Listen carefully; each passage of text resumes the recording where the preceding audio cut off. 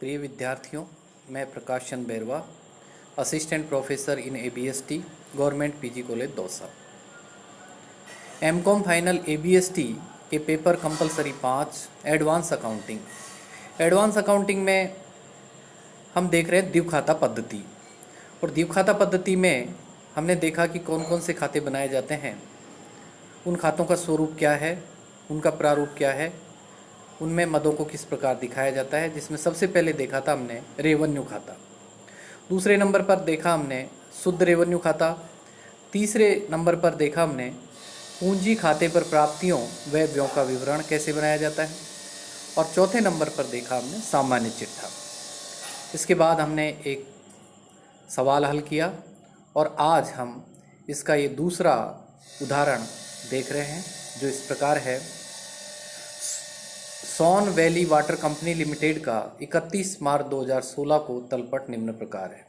ये trial balance दिया हुआ है तलपट, इसमें डेबिट बैलेंस और क्रेडिट बैलेंस दिए हुए हैं।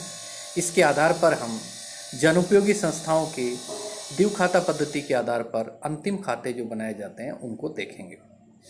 तो सबसे पहले हम डेबिट बैलेंस की बात करें। कौन कौन से डेबिट बैलेंस है? डेबिट बैलेंस में है लैंड 3 लाख रुपए की, वर्क्स है 1,02,33,000 का, मेंस एंड सर्विस पाइप्स 11,92,000 के, मीटर्स 1,05,000 के, प्रिलिमिनरी एक्सपेंसेस 2 लाख के, सैंडरी डेटर्स 4,800 के, डेटर्स फॉर वाटर रेंट्स 1,24,200 के, स्टोर्स इन हैंड 2,59,000 के, इन्वेस्टमेंट है 25,000 रुपये के, cash in hand 6,000, cash at bank 3,35,300, salaries हैं 60,000। इसके अलावा प्रिंटिंग एक्सपेंसेज है 5,000 के, इंसिडेंटल एक्सपेंसेज 3,700 रुपये के, maintenance of pumping stations 2,35,500, repairs to mains 37,500, directors की फ़ीस है 40,000, ऑडिटर्स की फ़ीस है 5,000, रेंट्स एंड टैक्सेज हैं 25,000 के, इंटरेस्ट ऑन डिबेंचर 1 लाख रुपए का, और इंटरिम डिविडेंड है 4,20,000 का। ये डेबिट बैलेंस थे।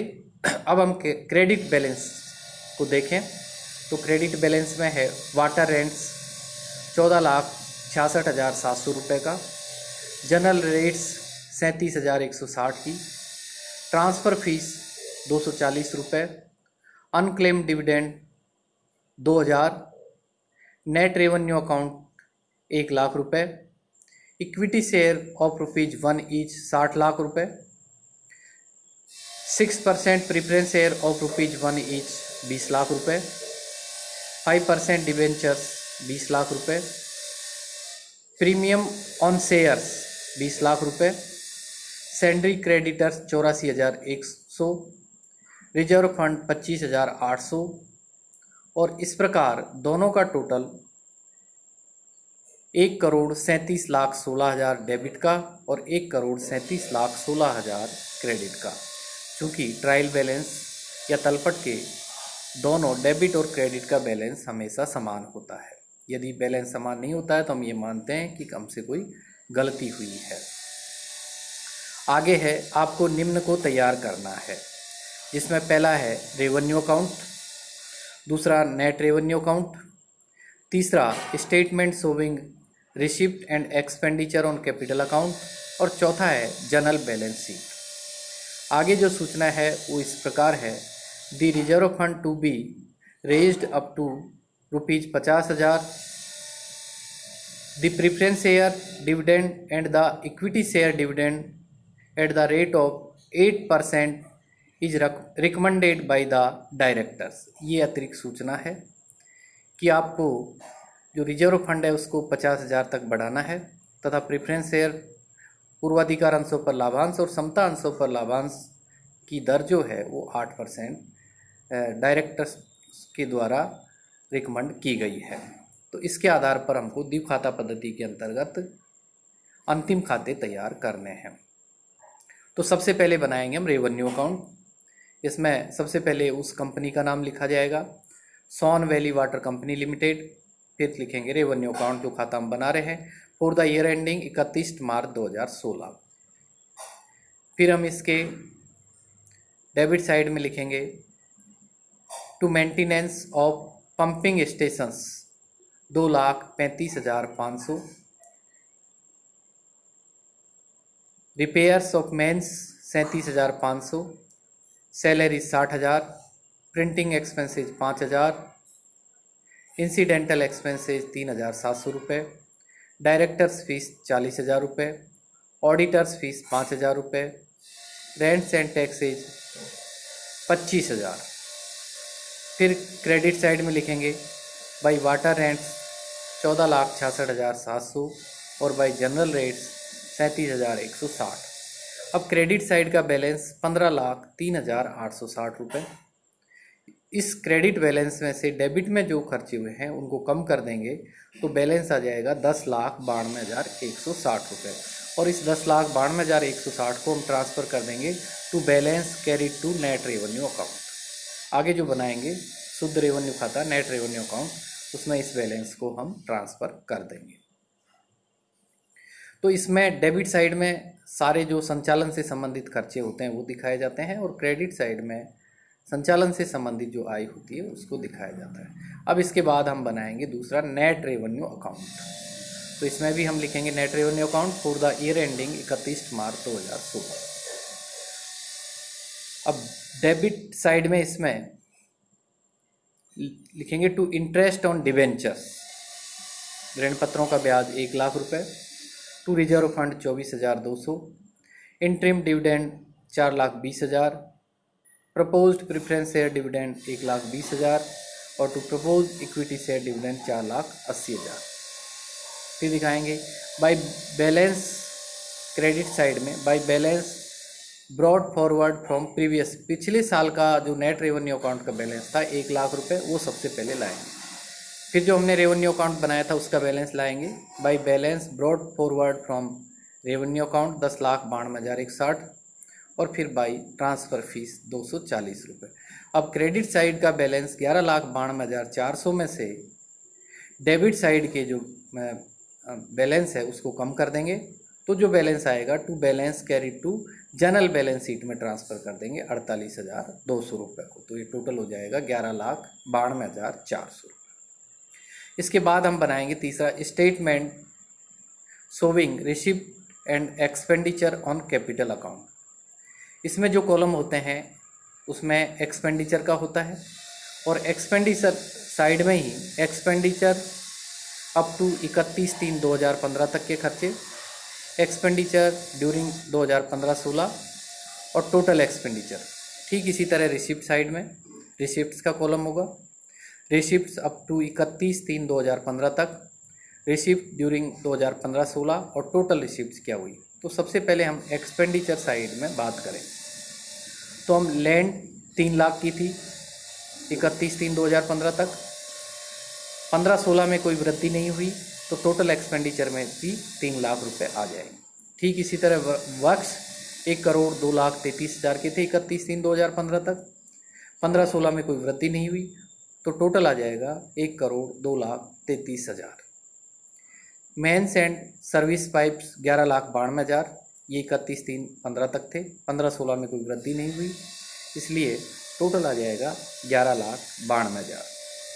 मीटर्स 31/3/2015 तक 1,05,000 थे, 15-16 में कोई वृद्धि नहीं हुई इसलिए टोटल एक्सपेंडिचर भी 1,05,000 रहेंगे। प्रिलिमिनरी एक्सपेंसेज 2,00,000 थे, वर्ष के दौरान कोई वृद्धि नहीं हुई इसलिए टोटल भी 2,00,000 रुपये आ जाएगा। अब हम रिसिप्ट साइड की बात करें तो इक्विटी शेयर कैपिटल 60,00,000 थी 31/3/2015 तक और 15-16 में इसमें कोई अभिवृद्धि नहीं हुई इसलिए टोटल रिसिप्ट हो जाएंगी 60,00,000। प्रेफरेंस शेयर कैपिटल 31/3/2015 तक 20,00,000 थी, वर्ष के दौरान कोई अभिवृद्धि नहीं होने के कारण टोटल रिसिप्ट में भी 20,00,000 दिखाएंगे। डिवेंचर्स 20,00,000 के थे 31/3/2015 तक, 15-16 में कोई अभिवृद्धि नहीं हुई इसलिए टोटल रिसिप्ट हो जाएंगी 20,00,000। सिक्योरिटी प्रीमियम भी 20 लाख रुपए थे 31/3/2015 तक। वर्ष 2015-16 में कोई अभिवृद्धि न होने के कारण टोटल रिसिप्ट्स भी हम 20 लाख से दिखा देंगे। अब हम इसके एक्सपेंडिचर्स में से रिसिप्ट्स को कम करें तो जो बैलेंस आएगा उसको हम जनरल बैलेंस शीट में ट्रांसफ़र कर देंगे। तो लिखेंगे balance carried to general balance sheet, और ये अंतर आ जाएगा रिसिप्ट अप टू 31/3/2015 तक 30,000, और चूंकि 2015-16 में कोई अभिवृद्धि नहीं हुई इसलिए वहाँ कोई अंतर नहीं आएगा, और टोटल रिसिप्ट्स में भी 30,000 का अंतर आ जाएगा। इस तरह एक्सपेंडिचर साइड का टोटल हम देखें तो 31/3/15 तक 1,20,30,000 था। 15-16 में कोई अभिवृद्धि नहीं हुई इसलिए नील हो जाएगा, और टोटल एक्सपेंडिचर भी हो जाएंगे 1,20,30,000। ठीक इसी तरह रिसिप्ट्स का 31/3/2015 तक 1,20,30,000, 2015-16 में 0, और टोटल रिसिप्ट हो जाएंगे 1,20,30,000। अब इसके बाद हम लास्ट में बनाएंगे जनरल बैलेंस शीट, और जनरल बैलेंस शीट में लिखेंगे ना एज एट 31 मार्च 2016। तो इसकी सबसे पहले हम बात करेंगे असेट साइड में। तो असेट साइड में दिखाएंगे रिजर्व फंड्स, जिसको बढ़ाना था 50,000 तक, वो लिख देंगे 50,000। नेट रेवेन्यू अकाउंट, ये जब हमने नेट रेवेन्यू अकाउंट बनाया था तो उसका जो बैलेंस इसमें ट्रांसफ़र करके लाएंगे 48,200। सैंड्री क्रेडिटर्स 84,100 के। अनक्लेम डिविडेंड 2,000 का। प्रपोज्ड प्रेफरेंस डिविडेंड 1,20,000, और proposed equity share dividend 4,80,000।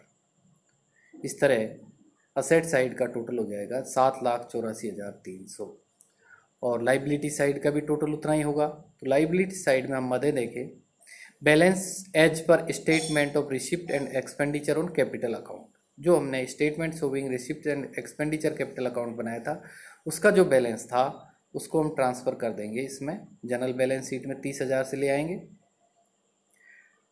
Debtors for water rents 1,24,200। Sundry debtors 4,800 रुपये। Stores in hand 2,59,000। इन्वेस्टमेंट 25,000 रुपये। कैश एट बैंक 3,35,300 रुपये, और कैश इन हैंड 6,000। इस तरह जनरल बैलेंस शीट के दोनों साइड का टोटल हो जाएगा 7,84,300, 7,84,300। तो इस प्रकार जो सामान्य व्यापारिक संस्थाएं होती हैं उनके जब अंतिम खाते बनाए जाते हैं तो उनमें trading account, P&L account and P&L appropriation account और बैलेंस शीट इस तरह बनाए जाते हैं। लेकिन द्विखाता पद्धति के अंतर्गत रेवेन्यू खाता, शुद्ध रेवेन्यू खाता, statement showing receipts and expenditure on capital account एवं जनरल बैलेंस शीट बनाया जाता है, जिसका हमने ये उदाहरण देखा। आज के लिए इतना, धन्यवाद।